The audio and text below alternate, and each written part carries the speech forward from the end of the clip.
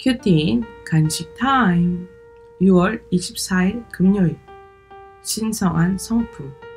베드로후서 1장 1절에서 11절의 말씀.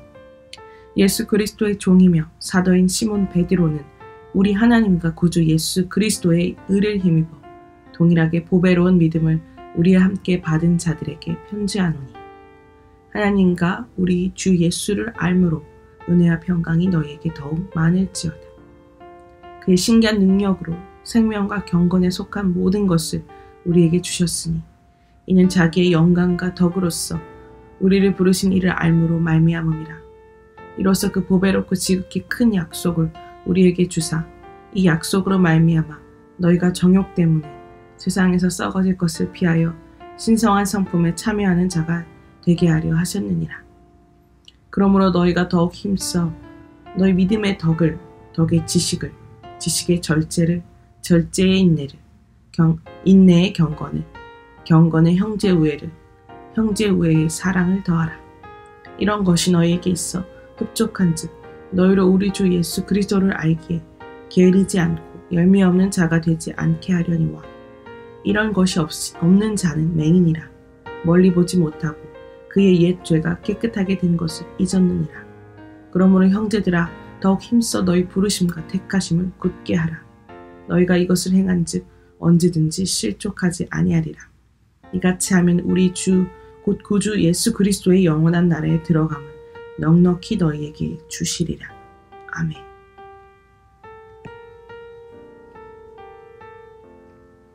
본문 해설입니다.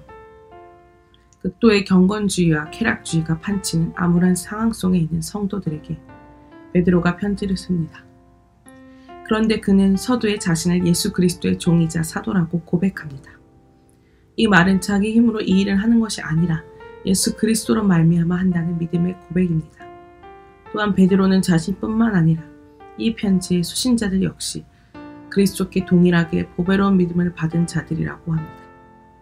보배로운 약속을 가진 자들은 정욕을 피하려고 씨름하며 고난 가운데 있을지라도 예수 그리스도를 알기에 세상이 알 수 없는 은혜와 평강을 누립니다.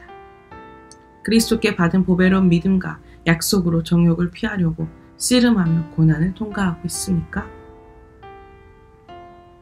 신성한 성품에 참여하고자 성도들이 가져야 할 가장 기초적인 덕목은 믿음입니다. 그런데 이것이 없으면 아무런 성장도 없습니다. 그렇게 믿음에서 출발한 성도는 하나님의 형상을 되찾은 새로운 피조물로서 덕을 세울 수 있습니다. 그리고 인생의 여러 고난을 겪으며 하나님의 뜻을 분별할 지식을 쌓아갑니다. 그런데 지식이 많아질수록 절제가 어렵습니다. 그래서 우리는 하나님의 약속을 믿고 인내해야 합니다. 이를 악물고 참는 것이 아니라 창조주께 겸손히 복종하는 삶의 태도인 경건으로 인내해야 합니다.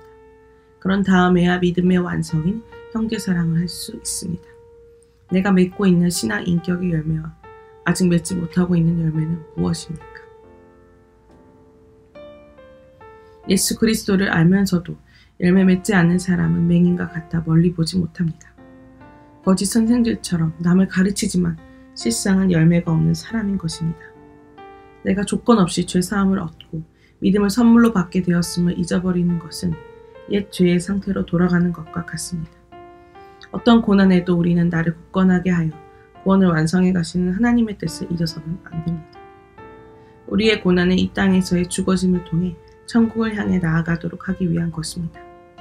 어떤 장애물이 찾아오더라도 주님은 우리를 영원한 나라에 넉넉히 들어가게 하십니다. 요즘 나는 과거의 은혜를 잊고 옛 죄의 상태로 되돌아가려고 하지는 않습니까? 기도하기입니다. 매일의 삶이 정욕을 피하고 오직 주께서 주신 믿음의 선물을 가지고 통과해야 할 하루하루임을 고백합니다. 믿음의 여정 속에서 길을 잃지 않도록 예수 그리스도를 더욱 알아가게 하옵소서. 되돌아보면 은혜로 되지 않은 것이 하나도 없음을 고백하며 열매 맺는 삶을 살게 하옵소서. 묵상 간증입니다. 은혜와 평강의 비결. 저는 어릴 때부터 시기와 질투가 많았습니다. 학교나 교회 등 어디를 가든지 경쟁자를 마음속에 정해놓고 공부로나 인기로나 제가 이겨야만 직성이 풀렸습니다. 초등학생 때는 시기하던 반 친구의 시험 점수를 담임 선생님이 올려주었다고 헛소문을 퍼뜨려 친구와 선생님을 곤란하게 한 적이 있습니다. 또 교회에서는 경쟁자로 여기던 친구가 강남으로 이사를 하며 갑자기 부잣집 딸로 변신한 것이 너무 시기가 났는데 나중에 그 친구의 집이 망하게 되자 속으로 쾌재를 부르며 좋아하기도 했습니다. 그러면서 겉으로는 욕심없고 너그러운 사람인 척하며 미선을 떨었습니다.